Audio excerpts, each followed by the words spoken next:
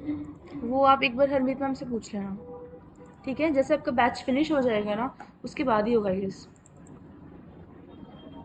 MCQs ही होते हैं उसमें, इसमें इतना डिफिकल्ट थोड़ा ना होता है, ईजी होता है।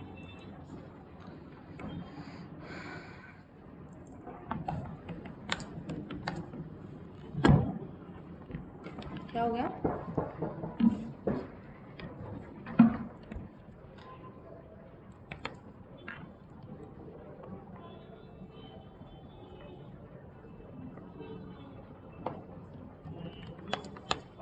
तो सबसे पहले एक टेबल ड्रॉप कर लेते हैं, ठीक है? एंड बिफोर दैट आपको पता है एक डेटाबेस होगा, उसको यूज़ करना पड़ेगा। तो मान लो मेरे पास है this use e commerce website, ये डेटाबेस को मैंने यूज़ करा है। अब मुझे एक टेबल ड्रॉप करना है, तो मुझे नहीं पता मुझे कौन सा टेबल ड्रॉप करना है। I have to see first कि कौन सा टेबल ड्रॉप करना है। एंड उसके लिए मैं कमांड चलाने वाली हूँ कि अगर हमें डेटाबेस के अंदर जो मौजूद टेबल देखने होते हैं तो कौन सी कमांड का यूज़ करते हैं, शो टेबल्स का। ये चीज़ें आपकी टिप्स पे ऊपर होनी चाहिए कि कब किस कमांड का यूज़ करना है, ठीक है जी? तो मैं इन्हें पहले ही बताया था। तो सिस्टर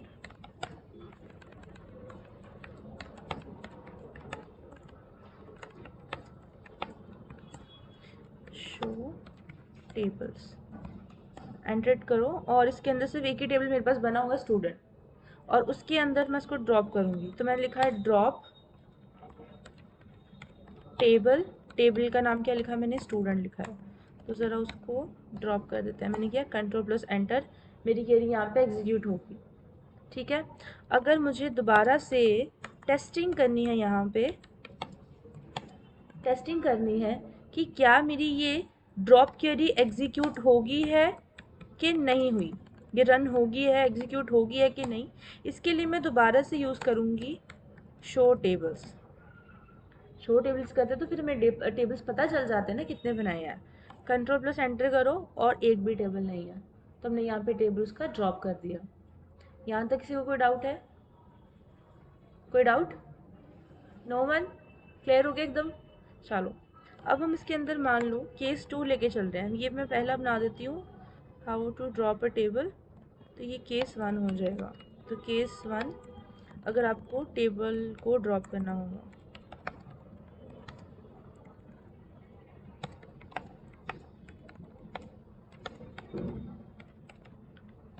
और यहाँ पे इसको देते हैं कमेंट।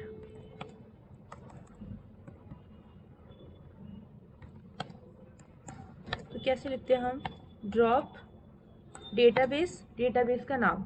जैसे फॉर एग्जांपल ये मेरे डेटाबेस का नाम है, तो मैंने इसको किया कॉपी और यहाँ पे मैंने इसको कर दिया पेस्ट। एंटर करो, क्वेरी एग्जीक्यूटेड। ज़रा चेक करके देखते हैं कि कॉमर्स वेबसाइट नाम का मेरा कोई डेटाबेस अभी है कि नहीं है। अब वो टेस्टिंग कैसे मिलती है, किसी को पता है? डेक्स डिस्क्रिप्शन टेबल के लिए होता था, स्ट्रक्चर के लिए होता था। शो डेटाबेस,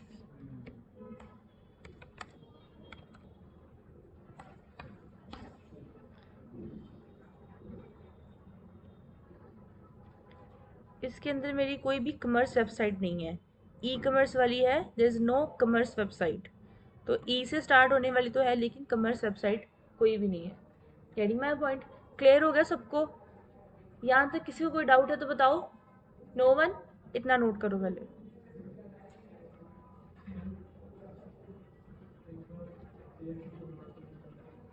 केस 2, इसके अंदर मैंने क्या लिखा है कि एक डेटाबेस को ड्रॉप कैसे करते हैं। जैसे मान लो अगर मैंने यहाँ पे डेटाबेस बनाया है कॉमर्स वेबसाइट नाम का, मैंने डेटाबेस बनाया।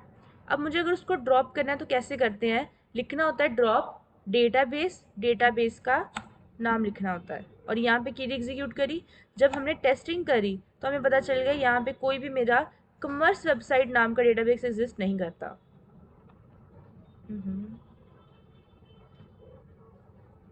तो ये सारे डेटाबेस कौन से हैं, ई कॉमर्स वाले, नॉट द कॉमर्स। डेटाबेस का नाम क्या लिखा मैंने, कॉमर्स वेबसाइट। क्लियर हो गया? कॉमर्स और ई कॉमर्स में फ़र्क है ना, तो जो डेटाबेस बनाया होगा सिर्फ वही डिलीट होगा। Getting my point? क्लियर हो गया अच्छे से? कोई ऐसा जिसको नहीं क्लियर हुआ? नोट कर रहे हो साथ साथ में इसको? ऊपर स्क्रॉल कर दो इसको, टेस्टिंग 1 से स्टार्ट कर लो।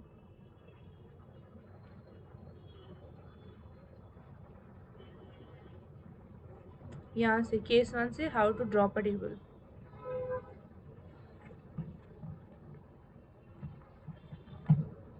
Just a minute.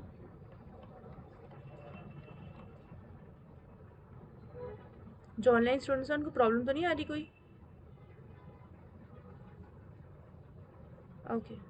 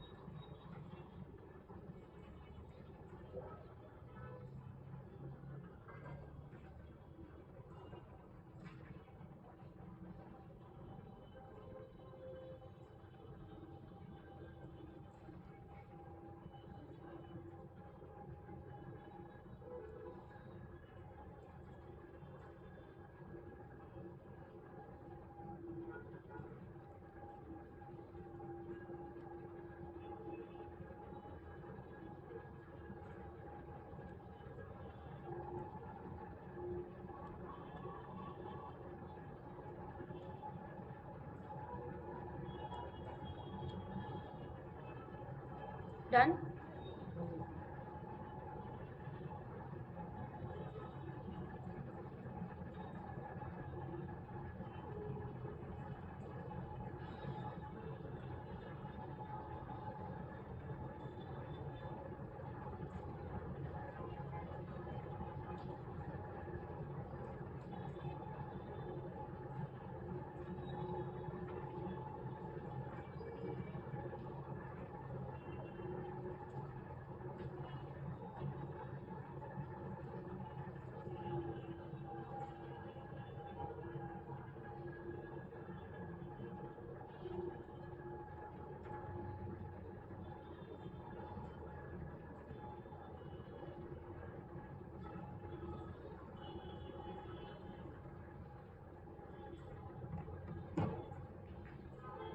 Done. Next चले। चलो अब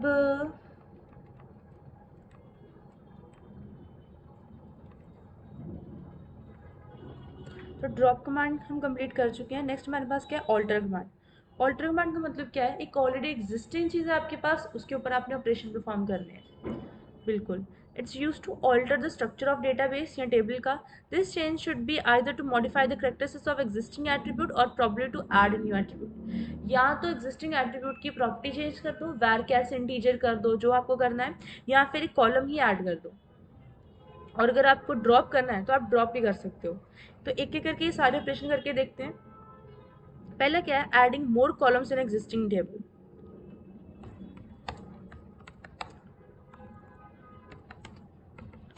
तो यहाँ मैं केस 1 बना देती हूँ। One more.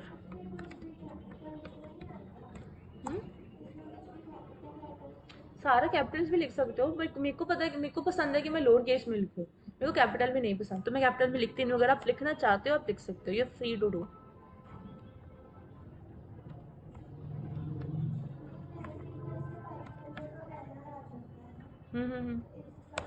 नो।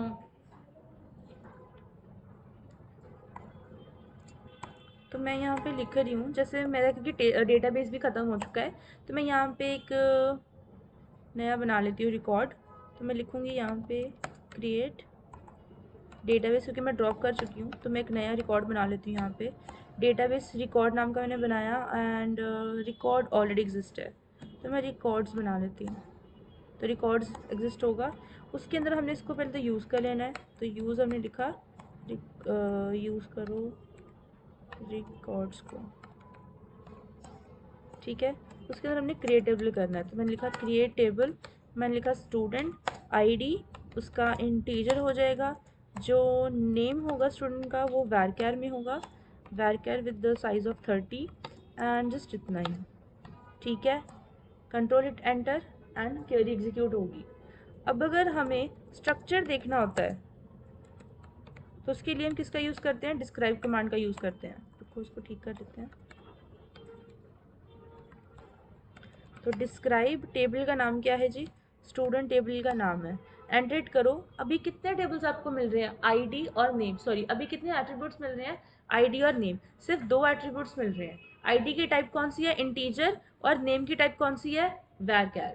ठीक है जी। अब हमें नेक्स्ट क्या करना है, इसके आगे और शिफ्ट होंगे हम। नेक्स्ट हमें चाहिए, हमें एक ऑल्टर कमांड से ऐड करना है कॉलम। तो यहाँ पे इसको कॉपी करते हैं, यहाँ पे इसको पेस्ट कर देते हैं।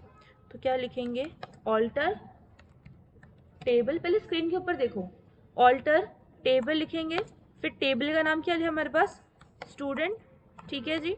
ऑल्टर टेबल, टेबल का नाम, ऐड कीवर्ड लिखेंगे, फिर add is a keyword here. जहाँ पे ये ब्लू ब्लू देख पा रहे हो ना, वो ब्लू सारे कीवर्ड्स होते हैं। कीवर्ड का मतलब क्या होता है, हाँ जी, कीवर्ड्स क्या होते हैं, मेन आइडिया।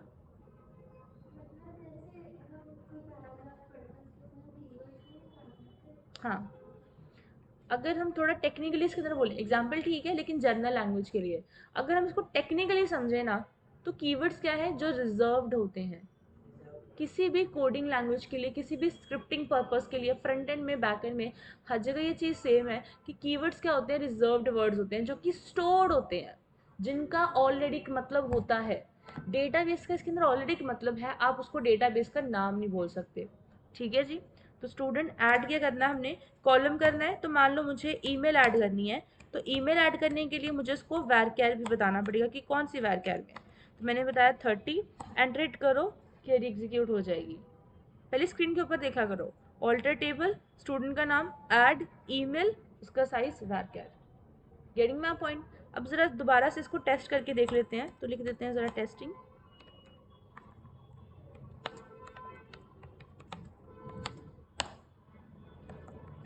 डिस्क्राइब करेंगे स्टूडेंट टेबल को,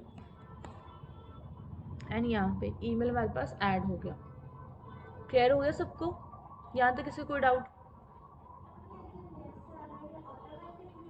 हाँ, अभी वो बता रहा है कि नल, नल जब हम आगे कीज पढ़ेंगे ना, तो देखना ये नो भी आएगा। नल मतलब कि क्या आपका कॉलम नल आप छोड़ सकते हो, तो जब हम इंसर्शन करेंगे तो हम छोड़ भी सकते हैं किसी न किसी कॉलम को। Getting my point. तो अभी ये नल ही आएगा, बाद में जब हम कीज करेंगे तो ये चीज़ हट जाएगी। यहाँ तक क्लियर हुआ सबको, नोट कर लो, यहाँ तक साथ साथ में नोट कर लो।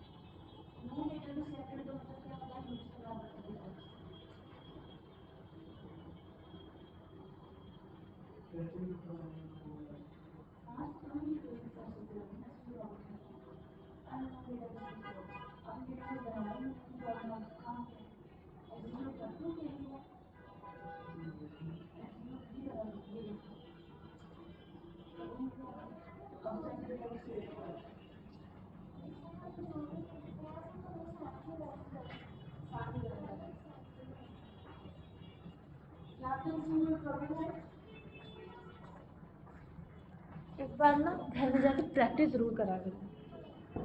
सिर्फ रिकॉर्डिंग सुनने से कुछ नहीं हो जाएगा। वर्क बेंच खोल के ना एक एक क्वेरी को देखो, कहाँ पे क्या मिस्टेक आ रही है, और नीचे ये जो एरर्स आते हैं ना, इसके ऊपर थोड़ा फोकस ज़रूर किया करो। अभी तो तुम लोगों का नो डेटाबेस सिलेक्टेड का एरर नहीं आना चाहिए टू बी ऑनेस्ट, क्योंकि वो स्टार्टिंग में जर्नल में होता है। तुम्हारे काफ़ी सेशंस लग चुके हैं, अब तुम लोगों के दिमाग में चीज़ क्लियर होनी चाहिए। थोड़ा टाइम दोगे जब चीज़ों को तो हर चीज़ आ जाती है। कोई भी कोडिंग शुरू से नहीं कर रहा होता, सबको टाइम लगता है, मुझे खुद टाइम लगता है, लेकिन वो चीज़ें तभी क्लियर होती है जब आप प्रैक्टिस करते हो। आपको थोड़ी मेहनत की ज़रूरत है, प्लीज़ उसको भी करो। ठीक है जी, चलो अभी नेक्स्ट इसके अंदर काम शुरू करते हैं। तो हमने ऐड तो ज़रूर कर लिया है। अब इसके अंदर क्या था, to alter existing column type. ठीक है जी, जैसे मान लो अगर किसी स्टूडेंट की आईडी है, उसका नाम है, या उसकी ईमेल है, ठीक है। आईडी हम जनरली कैसे लिखते हैं, 1, और जो नेम होगा वो नेम भी हम लिख देंगे। It's going to be like, suppose यहाँ पे MK है, और किसी की जो मेल है वो Gmail है, ठीक है। रोल नंबर 2 होगा, एंड देन नाम होगा सपोज A, और जो आईडी होगी वो होगी सपोज अगेन Gmail, ठीक है। अब हम इसके अंदर नाम कौन सा दे रहे हैं, 1 2 3 4 5 करके। वट इफ़ कि अगर किसी का जो आईडी वगैरह होगी वो EP001 होगी, ठीक है जी। EMP फिर से 002 होगी। मतलब यहाँ पे EMP क्या है, वेरिएबल है, एक स्ट्रिंग है, एक टेक्स्ट है, ठीक है जी, एक टेक्स्ट है। तो टेक्स्ट और करेक्टर दोनों है, इस तरीके के भी फॉर्मेट होते हैं। इसके लिए हम क्या करेंगे, हम आईडी की जो टाइप इंटीजर है, उस इंटीजर से हम उसको वैर कर देंगे। Getting my point. कमेंट कैसे देती हूँ, मैं पहले सबको सिलेक्ट करती हूँ, सबको सिलेक्ट किया मैंने, कंट्रोल+/ किया तो कमेंट हो जाता है, ठीक है जी। कंट्रोल+/। अब ज़रा दोबारा चेक करते हैं।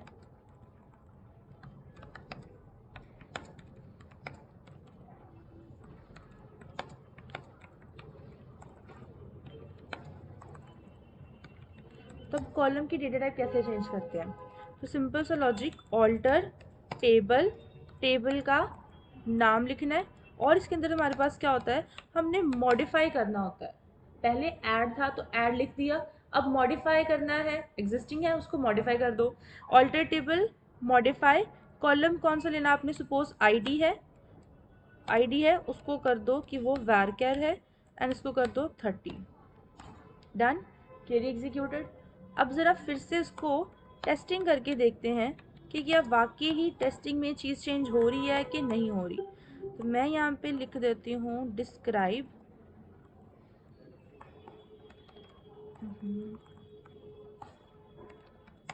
Describe student.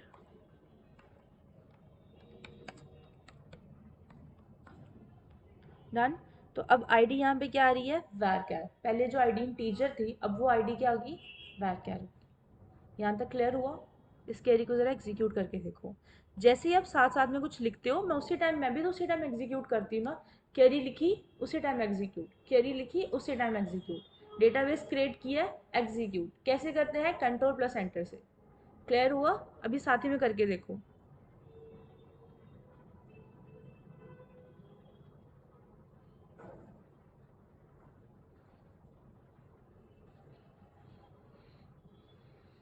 नोट करो सारे।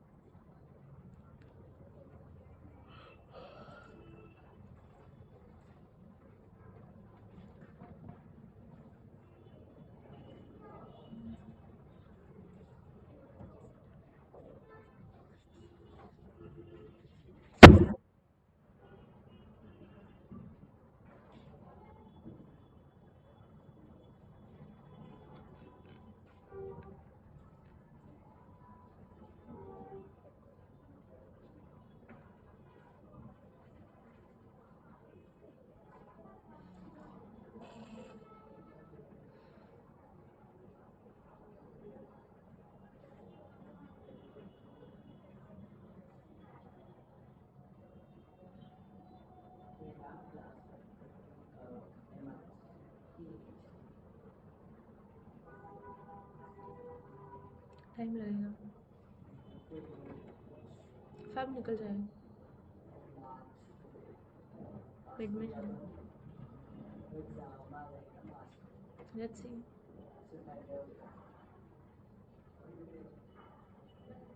डन यहाँ तक, किसी को डाउट तो नहीं है, कोई प्रॉब्लम। ओके। अब इसके अंदर क्या है, टू ऑल्टर एग्जिस्टिंग टेबल, तो ये हम कर चुके हैं। नेक्स्ट आ जाता है how to drop a column. ठीक है,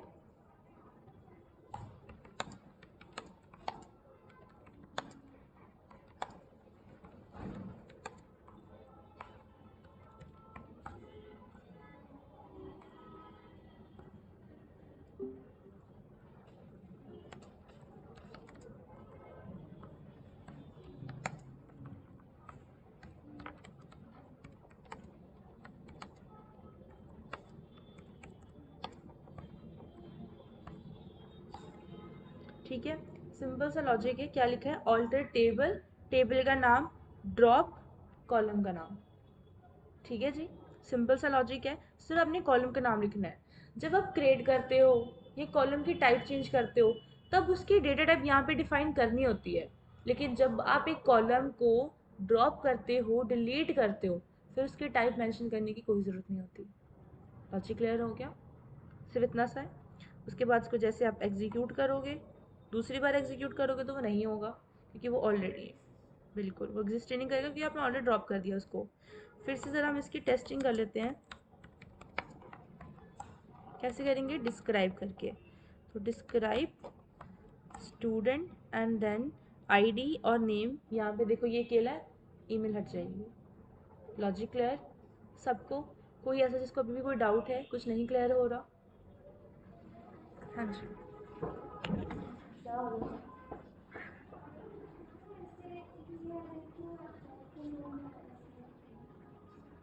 जब आपने यही किया रिड्यूस डेटा को शुरू कर दिया था, डेटाबेस बनाना उसको यूज भी करना है, ठीक है। जैसा भी इसको बंद करके कर जाओगे, फिर से इसके ऊपर काम शुरू करोगे तो सारा काम बन जाता है, इरेज हो जाता है, ठीक है।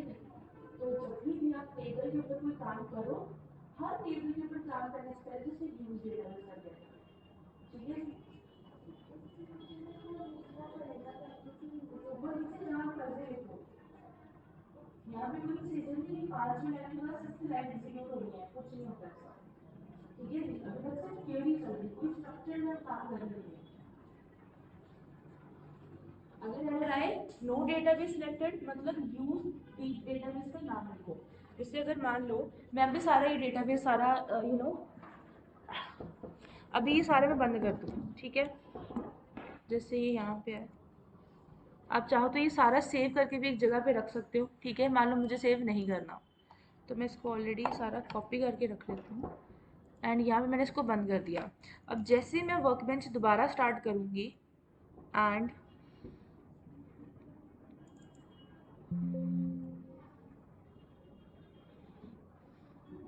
मैं यहाँ पे आई और मैंने फिर से कुछ ऑल्टर वगैरह करने की कोशिश करी।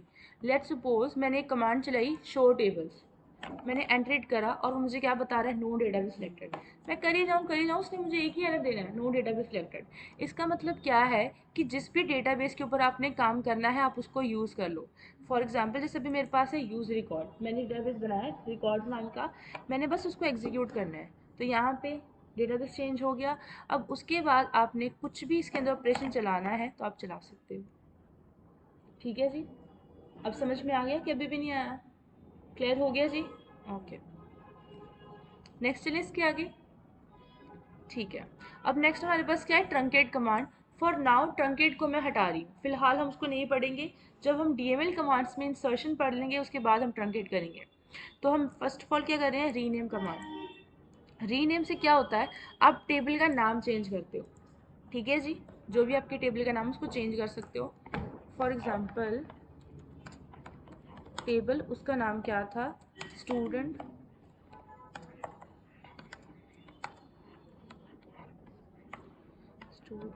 इन्फो, तो यहाँ पे इसका नाम, टेबल का नाम चेंज हो जाएगा, ठीक है। अगर मैं यहाँ पे एक्सेस करने की कोशिश करूँ या मैं लिखूँ डिस्क्राइब स्टूडेंट, तो वो मुझे क्या एरर देगा, वो कहता है table record dot student does not exist.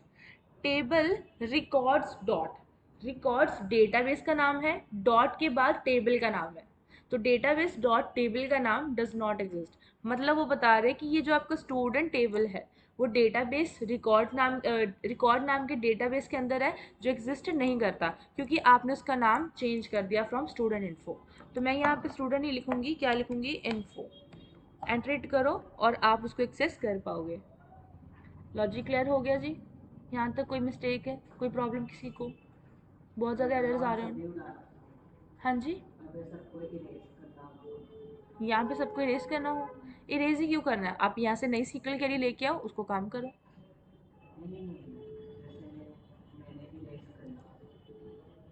मतलब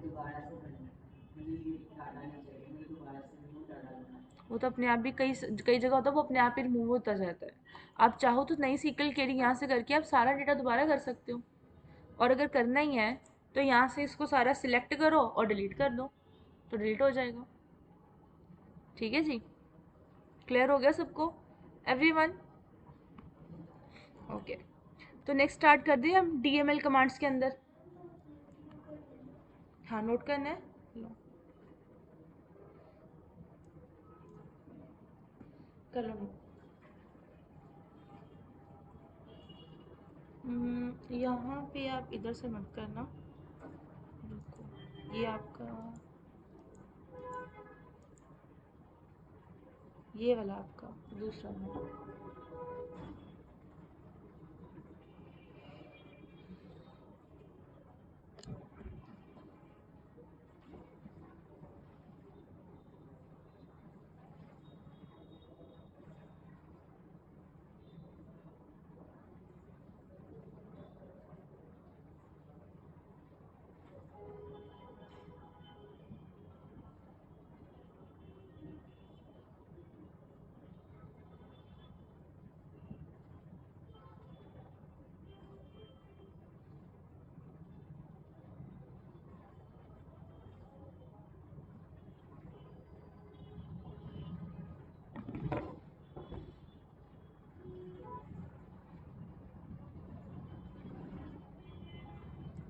इसको आप चाहे हटा सकते हो, इसका कोई इशू नहीं।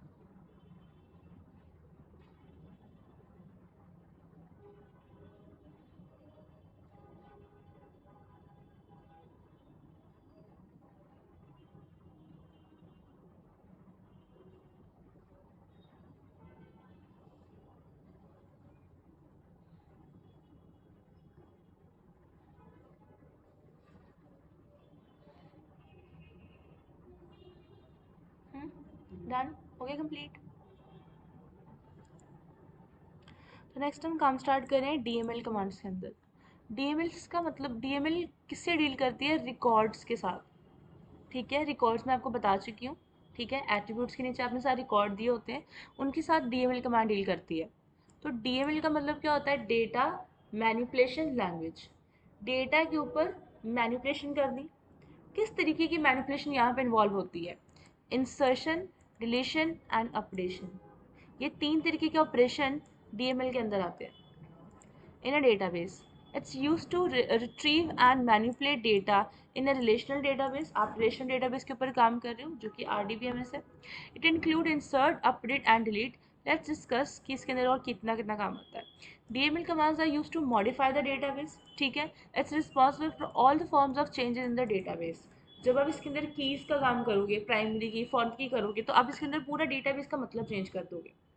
ठीक है, the command of DML is not auto committed, which means it can be permanently save all the changes in the database, they can be rolled back. इस लाइन का मतलब यहाँ पे क्या है? ऑटो सेव बताया था। DDL कमांड्स क्या होती है? ऑटो सेव हो जाती है, DML ऑटो सेव नहीं होती। और अगर इन केस अगर आपको लगता है नहीं जी मैंने एक दिन 100 लोगों का डेटा इंसर्ट कर दिया, अगले दिन सब कुछ बंद करके जब दोबारा आन के खोला तो कुछ मेंशन नहीं, इसका मतलब वो सेव नहीं होती। क्लियर हो गया सबको? यहाँ तक क्लियर एवरीवन? चलो, अब सबसे पहले इसके अंदर पढ़ते हैं इंसर्ट कमांड को। तो इंसर्ट किसके लिए यूज़ होती है? जब आपने डेटा टेबल के अंदर आपने जब रिकॉर्ड्स इंसर्ट करने होते हैं, उसका भी एक सिंटेक्स होगा, इंसर्ट इनटू टेबल का नाम, उसके बाद एट्रीब्यूट्स, फिर वैल्यूज़ की जितनी भी आपने उसके नेम देने होंगे। ठीक है, थोड़ा इसको एग्जाम्पल से समझते हैं।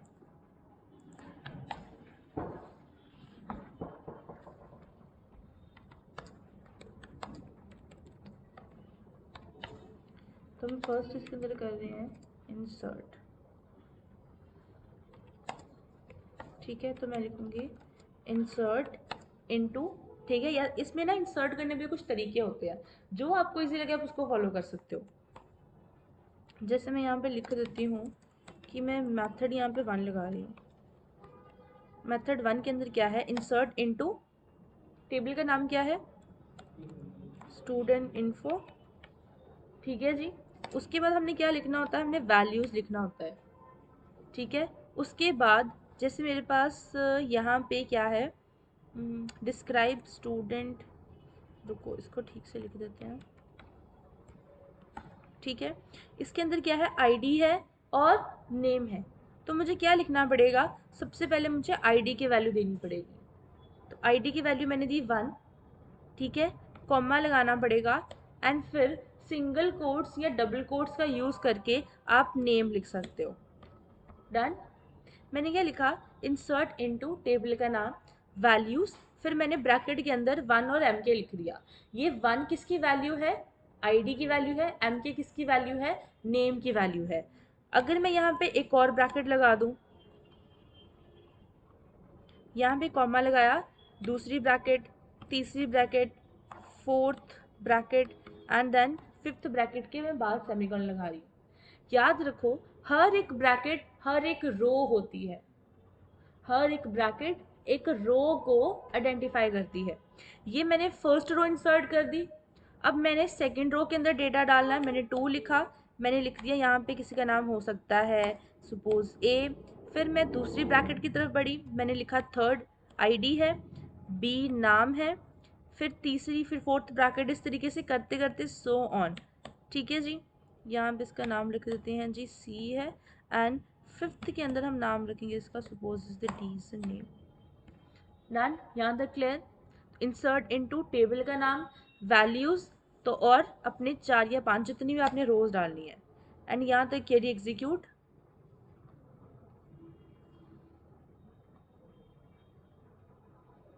एक सेकेंड, इसको ऊपर कर लेते हैं। ठीक है जी, तो उसने क्या बताया, कहता 5 रो अफेक्टेड होगी हैं आपकी।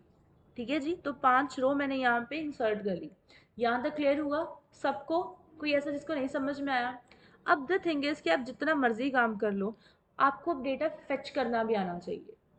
ठीक है, अब वो डेटा फेच करने के लिए हम इसके अंदर एक कमांड का यूज़ करेंगे which is known as DQL। तो DQL के अंदर सिर्फ एक ही कमांड आती है, that is known as select command. अगर आपसे कोई पूछे कौन सी ऐसी कमांड है जिसको सीक्वल का हार्ट बोला जाता है, you can say select statement. ठीक है जी, सिलेक्ट स्टेटमेंट क्या होती है? सीक्वल का हार्ट होती है। वो सिलेक्ट स्टेटमेंट डेटा फेच या डेटा रिट्रीव करने के लिए यूज होती है। So basically select statement is use to retrieve और fetch the data. Getting my point everyone? अब नाउ, अब हम इसके अंदर क्या करना है, लेट्स सी, टेस्टिंग करके देखते हैं, और साथ में यहाँ पे यूज भी हो जाएगा, यूज ऑफ सिलेक्ट स्टेटमेंट। ठीक है जी, अब यहाँ पे हमने क्या लिखना है, सिलेक्ट लिखना है। ठीक है जी, स्टार लिखना है, फ्रॉम किस कहाँ से लिखना है, स्टूडेंट इन्फो। तो हमने टेबल का नाम लिख दिया और यहाँ पे हमने डेटा भी देख लिया। समझ में आया? तो क्या लिखा हमने, select star from table name. जब अभी तक आपने सिर्फ इतना ही लॉजिक करना है, सिलेक्ट स्टार, स्टार का मतलब क्या होता है, जितने कॉलम्स होंगे वो सारे मौजूद हो जाएंगे। Getting my point? Select star from student info. तो जब भी आपने डेटा सेलेक्ट करके देखना है, इसी तरीके से देखना है कि मेरे टेबल्स के अंदर कितना डेटा मौजूद है, क्या जो मैंने रिकॉर्ड डिलीट किया वो हो गया, क्या जो रिकॉर्ड मैंने अभी डाला वो हो गया, या जो मैंने अपडेट करा क्या वो हो गया कि नहीं। तो कैसे चेक करोगे, रिकॉर्ड को देख के ही तो पता चलेगा। एंड वो कैसे करते हैं, सिलेक्ट स्टार फ्रॉम टेबल के नाम से करते हैं। Clear everyone? सबको ये चीज़ समझ में आ गई? क्लियर सबको? एक सेकेंड, इसको मैं नीचे कर लूँ शिफ्ट। अभी नेक्स्ट हम इसके अंदर बना देते हैं कि मेथड जो टू होगा वो कैसे फॉलो अप होता है। ठीक है जी, सो मेथड टू, उसके अंदर आप क्या लिखते हो, इंसर्ट इनटू टेबल का नाम। ठीक है, इसके बाद आप एट्रीब्यूट्स डिफाइन कर सकते हो, जैसे कि आईडी, नेम, उसके बाद लिखो यहाँ पे वैल्यूज़, फिर यहाँ पे डेटा चाहो तो डाल दो। जैसे अब मुझे 6 से स्टार्ट करना है और मैं यहाँ पे लिख रही हूँ सपोज ई, और यहाँ पे एफ, सॉरी यहाँ पे 7 आएगा, तो 7, और यहाँ पे हम लिख देना है एफ। डन, मेरी क्वेरी एग्जीक्यूट हो जाएगी। अब लेट्स चेक कि क्या ये क्वेरी बाकी में एग्जीक्यूट हुई भी है या नहीं। तो यहाँ पे ज़रा टेस्टिंग कर लेते हैं। ठीक है, तो क्या लिखेंगे, select star from student info, hit enter, और यहाँ पे ये 6 और 7 का डेटा भी इंसर्ट हो गया। दोनों में फ़र्क क्या हुआ, फ़र्क इसके अंदर नोटिस करो। जो मेथड 1 है उसके अंदर हम यहाँ पे कॉलम्स के नाम मेंशन नहीं करते, सेकंड के अंदर हम कॉलम्स के नाम मेंशन करते हैं। ठीक है जी, आप दोनों में से जो मर्जी यूज़ कर सकते हो, लेकिन बेस्ट दोनों में से कौन सा है, सेकंड वाला, क्योंकि आप कॉलम्स के नाम भी इसके अंदर मेंशन करते हो तो गलती होने के चांसेस नहीं होते। ठीक है जी, क्लियर हो गया? एंड मोस्टली अगर मान लो अगर आप कल को जॉब कर रहे हो या समथिंग, ज़रूरी नहीं कि आप हमेशा सीक्वल वर्कबेंच को यूज़ करोगे, ऐसा कभी नहीं हो सकता। डिपेंड पड़ता है कि आप जिस भी इन्वायरमेंट में काम करो, जिस भी कंपनी के अंदर काम करो, वहाँ पे अलग अलग डेटाबेस की रिक्वायरमेंट हो, तो वहाँ पे आप इस मेथड को यूज़ कर सकते हो। ये यूनिवर्सल मेथड है, हर जगह हम यही यूज़ करते हैं।